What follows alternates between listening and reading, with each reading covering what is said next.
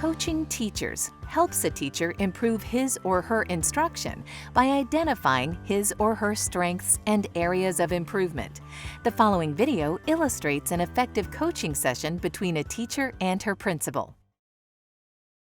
Having these coaching sessions, it gives me a risk-free environment to receive feedback and allows me to improve my teaching and my delivery of the writer's workshop so that it can impact my students.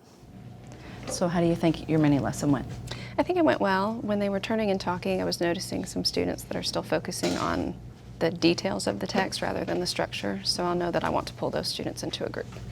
I noticed that with Logan and his partner, so you might want to check in with them as well because they were focused more on the content and less on the structure.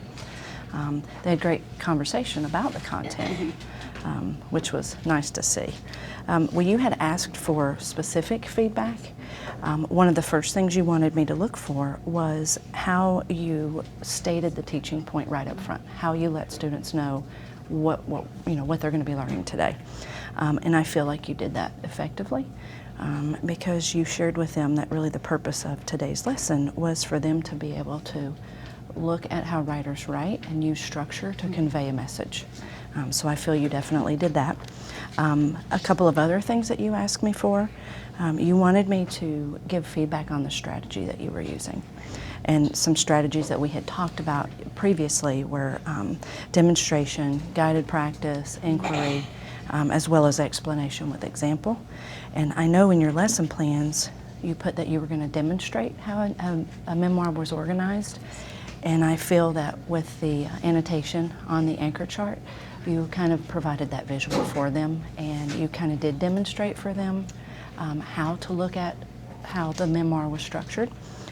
How do you feel about that? Was that your goal? Was that what you... It was. I kind of wish, looking back, that I had done it on the second one as well after they turned and talked, just to mark what they were noticing. Okay. So I would do that in the future.